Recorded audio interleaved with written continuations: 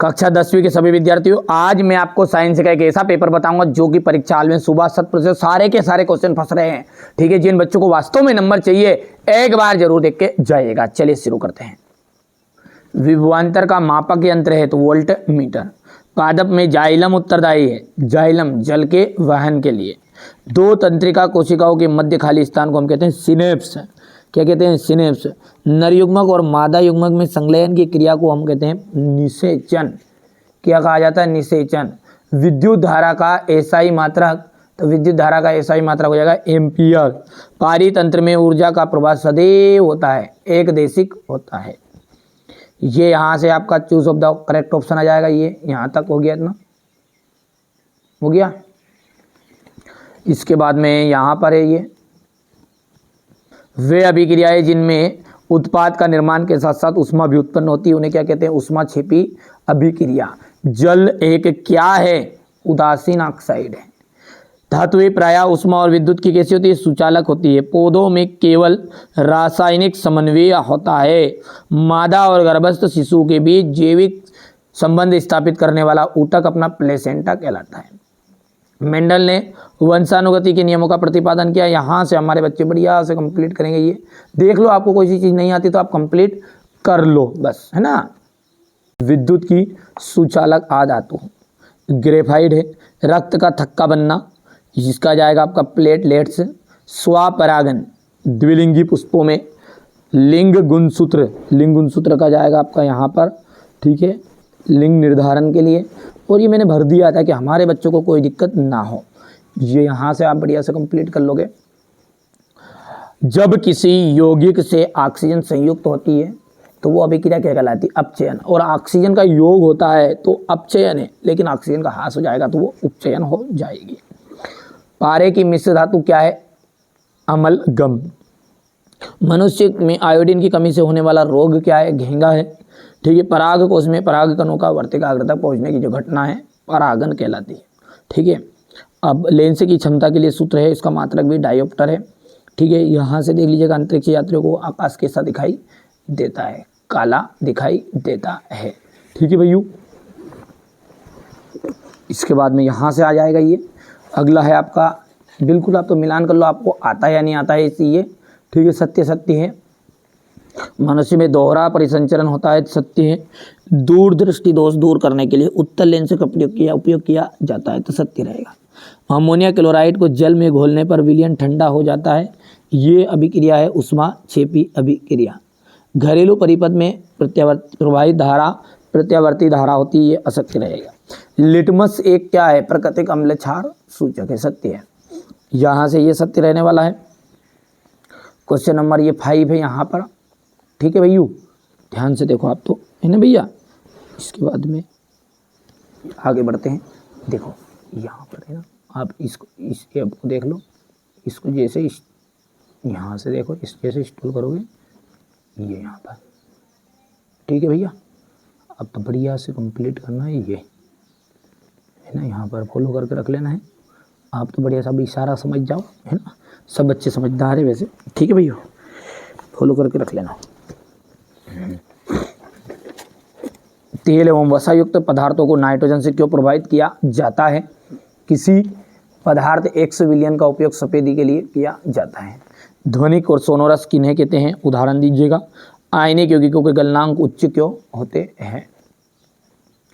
निम्नलिखित संरचनाएं चित्रित कीजिए। एथेनोइक अम्ल और ब्रोमोपेंटेन। हाइड्रोकार्बन का उदाहरण देकर समझाइएगा।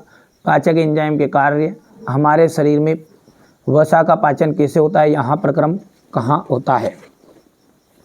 अलैंगिक जनन किसे कहते हैं? कुछ पौधों को उगाने के लिए कायिक प्रवर्धन का उपयोग किया जाता है। आनुवांशिक विभिन्नताएं किसे कहते हैं? ये सारे के सारे क्वेश्चन आपको 100% श्योर देखने को मिलने वाले हैं। बढ़िया से, अभी तक आपने तैयार नहीं किए तो तैयार कर लेना, है ना। ठीक है, 2 मीटर फोकस दूरी वाले अवतल लेंस की क्षमता। हीरे का अपवर्तनांक 2.42 है। इस कथन का क्या अभिप्राय है? अवतल दर्पण में मुख्य फोकस की परिभाषा लिखनी है। परावर्तन के नियम आपको बताने हैं।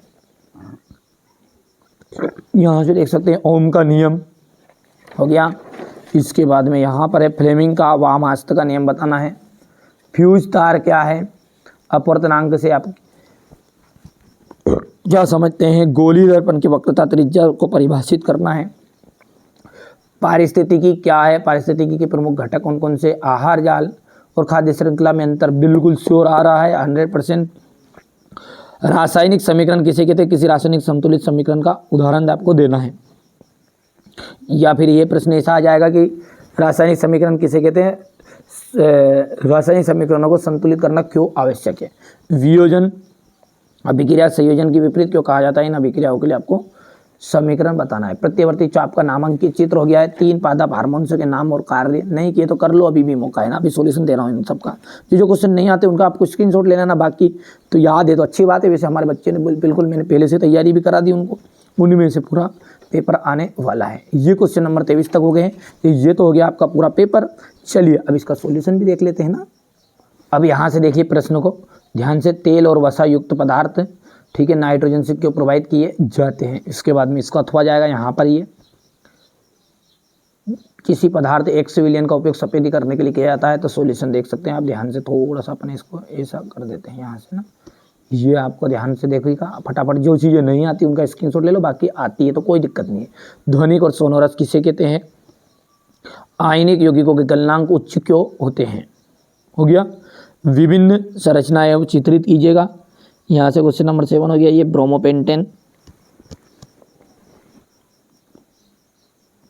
हाइड्रोकार्बन क्या है? उदाहरण देकर समझाइएगा। पाचक एंजाइमों के कार्य बताने हैं। हो गया इतना। हमारे शरीर में वसा का पाचन कहाँ होता है? ये आप देख सकते हैं, यहाँ से हो गया इतना। आलैंगिक जनन किसे कहते हैं? कुछ पौधों को उगाने के लिए कायिक प्रवर्धन का उपयोग किया जाता है। हो गया। आनुवांशिक विभिन्नताएं किसे कहते हैं? 10वां हो गया है। मेंडल का पृथक्करण का नियम समझाइएगा। 2 मीटर फोकस दूरी वाले अवतल लेंस की क्षमता ज्ञात कीजिए। हीरे का अपवर्तनांक, इस कथन से क्या अभिप्राय है? अवतल दर्पण की मुख्य फोकस की परिभाषा देनी है आपको। परावर्तन के नियमों को बताना है। ये हो गया इतना। इसके बाद में यहाँ से चालक के प्रतिरोध को प्रभावित करने वाले कारकों के नाम बताइएगा। ओम का नियम समझाइए। फ्लेमिंग के वाम हस्त का नियम आपको बताना है। फ्यूज तार क्या है? इसका उपयोग। यहाँ से देखो फ्यूज तार, ये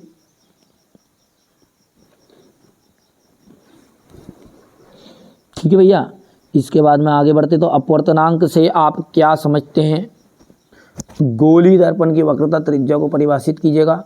पारिस्थितिकी क्या है? पारिस्थितिक तंत्र के प्रमुख घटक कौन कौन से हैं? हो गया ये।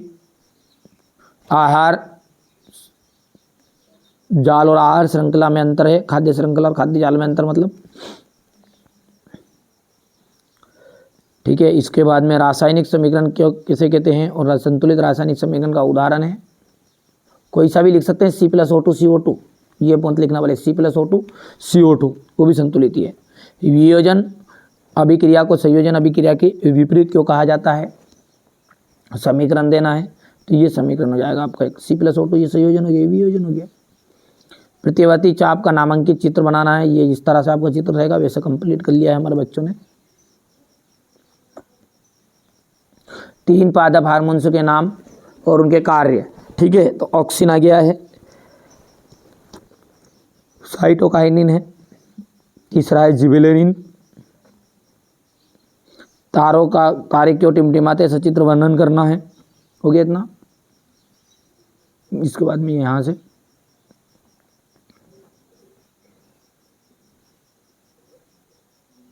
अम्ल और क्षार में कोई 4 अंतर बताना है।